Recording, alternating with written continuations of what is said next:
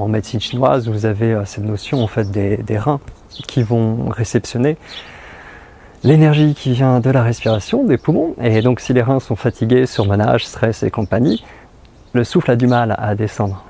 Donc on sait déjà en amont sur quoi agir, tout simplement. Il y a beaucoup cet aspect de l'eau et du feu qui se retrouve à plein de niveaux, encore une fois, où l'eau des reins en fait va aider à tempérer le feu du cœur et du mental. Et le problème, c'est que si on est toujours dans l'actif, les reins ils en peuvent plus et ils s'épuisent, tout simplement. C'est pas des métaphores, c'est pas de la théorie de savoir intellectuel, c'est vraiment physiologiquement des choses qui se passent et même qu'on peut sentir avec la pratique.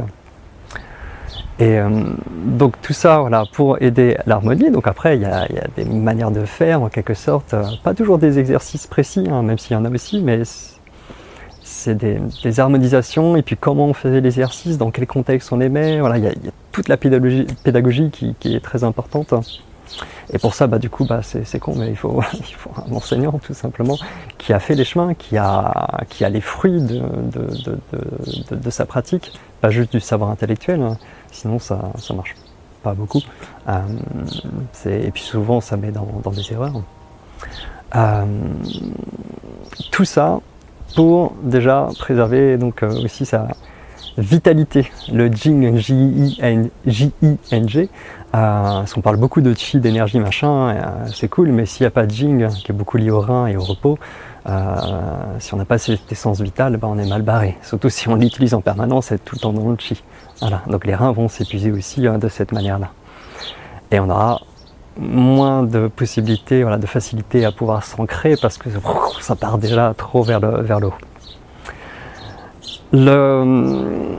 Quoi dire d'autre par rapport à ça? La respiration abdominale, en fait, elle va vous donner plus de densité petit à petit vers le bas-ventre, qui est lié à la notion de dantienne. Mais ça, il faut vraiment avoir quelqu'un qui vous permet de l'installer de manière naturelle, pas en forçant. Et franchement, c'est pas indispensable du tout parce que de voir ces chemins-là, parce que c'est vraiment particulier, c'est une alchimie du corps qui a des conséquences. Et en plus, si c'est mal géré, mal conseillé, en fait, ça va générer plus d'énergie dans le système nerveux et plus d'énergie qui va monter vers la tête. Et donc, ça va contribuer à créer plus de troubles au niveau mental et émotionnel. Donc, encore une fois, il faut un enseignant parce que c'est pas évident, ce genre de choses. Et beaucoup d'informations qui sont partagées sont trop mélangées, plein de trucs différents. Et waouh, des fois, c'est assez incroyable ce qu'on peut entendre.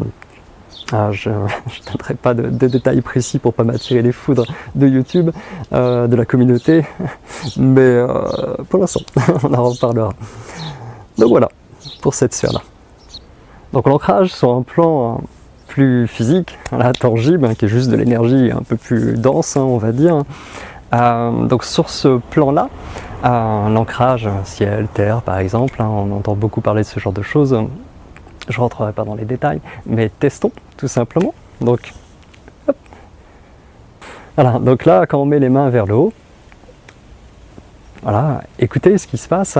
Est-ce que vous sentez une différence dans le tonus musculaire par rapport au fait d'avoir le bras vers le bas? Est-ce qu'il y a vraiment quelque chose de différent? Est-ce qu'il y a besoin de faire un effort pour tenir? Ou est-ce que c'est confortable? Alors, je tiens à préciser, si vous êtes en plein été comme moi et qu'il fait chaud et que vous avez des antécédents cardiaques, vous amusez pas à rester juste pour me prouver que vous pouvez rester vers le haut. L'important, c'est plutôt la qualité de ce que vous faites ici. Donc, faites des pauses. Et je pense que, voilà, déjà, ça devrait commencer à être un petit peu dur, ou en tout cas avoir une différence de tonus musculaire. Si vous êtes tranquille, ça veut dire que vous êtes déjà entraîné ou que vous compensez au niveau musculaire, mais du coup vous avez quelque chose qui va se contracter. Donc en général, en fait les bras, les épaules sont déjà même pas reliés au bassin, voire encore moins aux pieds en fait, tout simplement. Donc déjà il n'y a pas cette connexion, cette unité de l'ensemble des tissus, des fascias. Et c'est normal, je veux dire, ça, à part si vous êtes un bébé de cibois, et là c'est bon, vous êtes déjà au top, mais bah voilà, c'est quelque chose qui peut s'entraîner et qui vient beaucoup du côté suspendu là, pour mettre en œuvre les fascias, et c'est quelque chose qu'on retrouve normalement dans le Qigong, par exemple dans le Tai Chi Chuan, et c'est ultra important pour transformer le corps au niveau musculaire, au sens voilà, large, fascia, tendons et compagnie. Ça va vous permettre en fait tout simplement déjà d'être moins stressé, parce que si c'est connecté, c'est que ça veut dire que ça circule. Donc toutes les surcharges dues à des stagnations, à des tensions, donc des inflammations, ces surcharges-là vont pouvoir se diffuser et perdre de leur charge, vont pouvoir sortir du corps aussi. Et si on est toujours dans l'effort à forcer, il n'y a pas cette qualité du corps passive du coup qui est toujours là, qui va vous permettre d'harmoniser les choses sans avoir rien à faire. Donc ça va se bloquer en permanence partout, et en plus le système nerveux qui est comprimé partout, il suffit de rien pour que ça y est, c'est déjà foutu, il faut que ça sorte en quelque sorte. Donc ça fait partie des fondements indispensables avec l'harmonie qui vient de l'écoute de la respiration, aussi de travailler sur le corps, d'harmoniser son corps. Quelques autres pistes au niveau corporel. Imaginez, vous êtes, je sais pas, le bassin qui part là-bas, le corps en super-héros qui part là-bas, le bassin là. Si vous avez toutes ces directions qui partent là, c'est normal de ne pas être ancré. Je veux dire, on est tiré un peu à gauche, à droite, etc. Ça manque d'unité en fait, juste par ça. Donc indirectement, par la posture, on peut faire beaucoup en fait sur les différents plans de ce qu'on est. Le relâchement, alignement, voilà, pour installer la posture, non pas dans juste le côté biomécanique qui fait déjà beaucoup de bien, mais vraiment l'installer par le relâchement, pas la libération des tensions. C'est un contexte qui est plus large et qui est plus efficace, je trouve, que juste le côté biomécanique, qui peut déjà faire beaucoup. En termes de biomécanique, justement, il y a l'effondrement du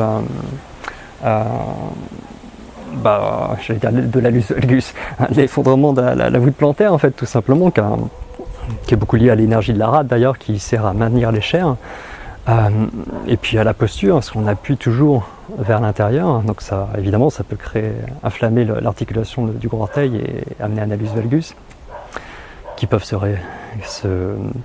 désenflammer, voire même se résorber d'après des élèves, donc c'est plutôt cool. Cet effondrement-là va faire que l'énergie va avoir du mal à remonter en fait dans le corps, notamment au niveau rate, rein et foie qui passent sur ces trajets-là, et c'est des énergies nourricières, on en a besoin. L'énergie du rein va beaucoup aider en plus à faire descendre la chaleur, donc si elle n'arrive pas à monter, évidemment qu'on va avoir du mal à se sentir ancré. Une chose qui peut faire beaucoup de bien, c'est de marcher pieds nus sur de la terre. Éviter pieds nus sur du carrelage ou des choses dans le genre, ça c'est pas très bon pour le corps, mais pieds nus sur de la terre, il faut juste éviter les caca et puis les tessons de bouteille, sur un chemin que voilà, vous savez où il n'y a pas de souci, ça fait énormément de bien.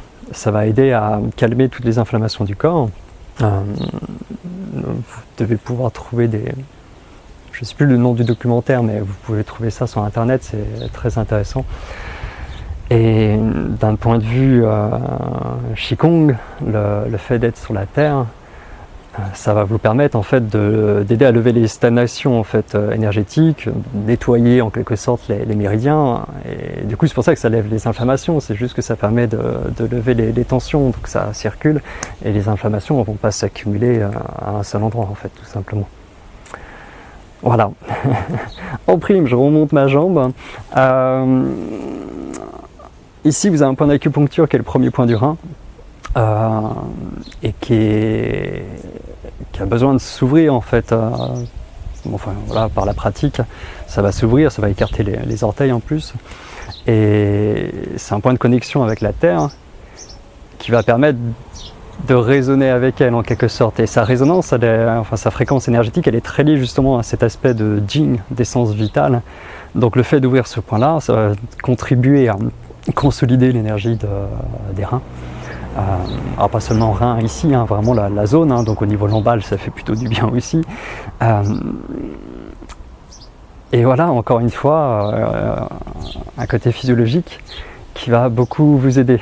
Et là on arrive vers des choses un peu plus énergétiques aussi, donc ce sera la suite.